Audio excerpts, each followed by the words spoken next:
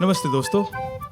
यार आपके तालियां चुटकियां वाह वाह कहने से ना मेरे अंदर के दिल की खिड़कियां खुल जाती हैं।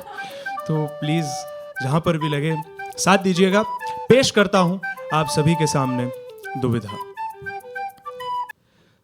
हर दफ़ा किसी दो के बीच खो जाता हूँ, जैसे चाय और कॉफ़ी के बीच, सुबह और रात के बीच, यहां और वहां के बीच, कम और ज्यादा के बीच, कभी पढ़ने और लिखने के बीच, कभी बैठने और उठने के बीच, कभी कहने और छुपाने के बीच, तो कभी हाथ पकड़ने और छोड़ने के बीच। जब भी अपने आप को किसी दुविधा में पाता हूं, बड़ी मुश्किल में पड़ जाता हूं। किसे क्यों चुनूं? चुनकर क्या वो मेरा हो जाएगा? किसी एक को चुनने से दूसरे को ना चुनने का पछतावा हो गया तो? किसी एक को चुनने से दूसरा कभी सामने ही ना आया तो? किसी एक को चुनने से मेरा फायदा होगा या नुकसान? किसी एक को चुनने से मेरी दुविधा दूर हो जाएगी या पास आ जाएगी?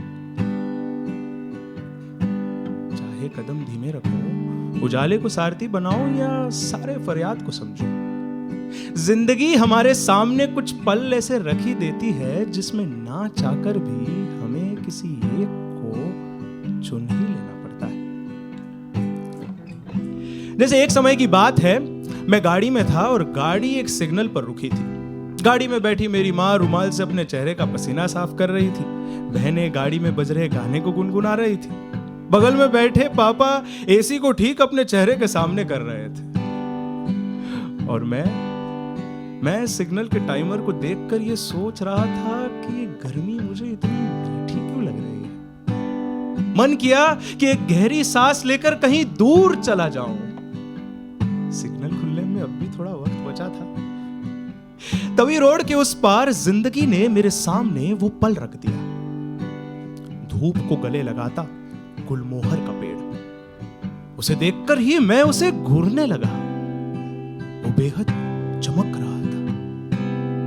मैंने उस पेड़ को इतनी जोर से घुरा कि उस पेड़ से गुलमोहर ने मेरी आंखों को तराशा और फिर आहिस्ता आहिस्ता झूलता गोल गोल घूमता, तोड़कर खुद को मरोड़कर नीचे गिर रहा था।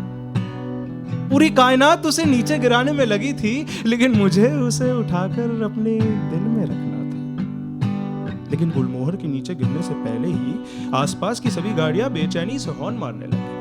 बगल में बैठे पापा भी गर्मी के मारे तरबतर हो गए थे। सभी को जल्दी घर जाना था, लेकिन मुझे अपने अंदर के घर को सजाना था।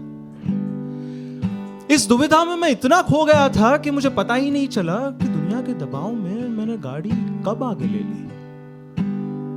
मैं आज तक ना ही अपनों को समझा सका, ना ही उस भूल को भूल सका। रोजमर्रा की छोटी दुविधा से कम परेशान था कि अब इतनी बड़ी दुविधा में खो गया था। और पता नहीं क्यों जब भी मैं खो जाता हूं, दुनिया से अलग हो जाता हूं। एक ऐसी स्थिति में चला जाता हूं जिसमें किसी को कुछ नहीं कहता, ना ही कोई भाव चेहरे पर दिखाता।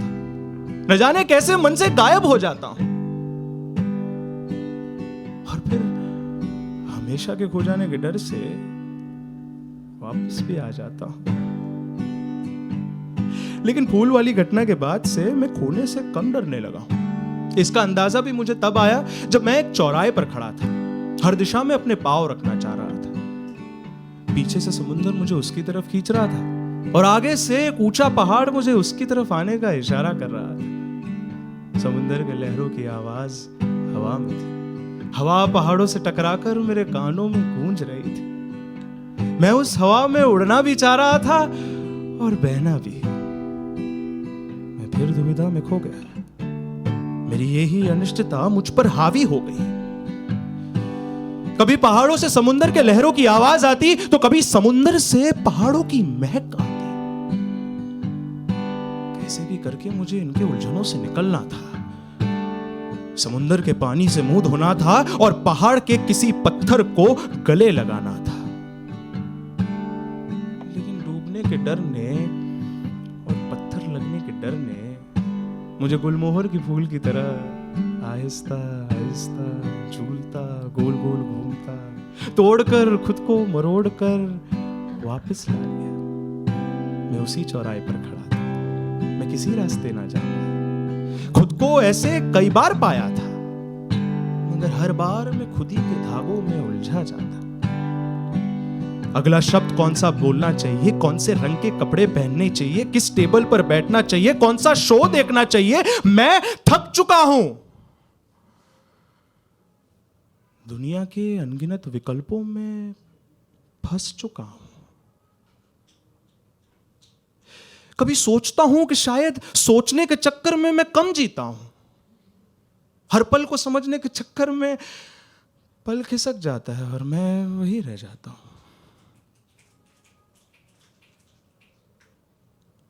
पर अब बस, अब चाहे आंखें खुली हो या बंद, रास्ता सीधा हो या टेढ़ा मेढ़ा, अंतर्मन शांत हो या चीखे, जो कुछ करना है साफ साफ ही करना है। इसलिए खुद से सवाल नहीं, संवाद करना है और उसके बाद किसी अंजाम पर पहुंचना है।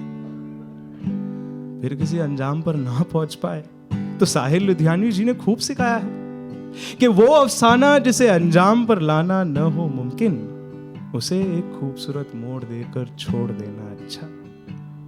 दुविधा से निकलना था, किसी एक को चुनना था।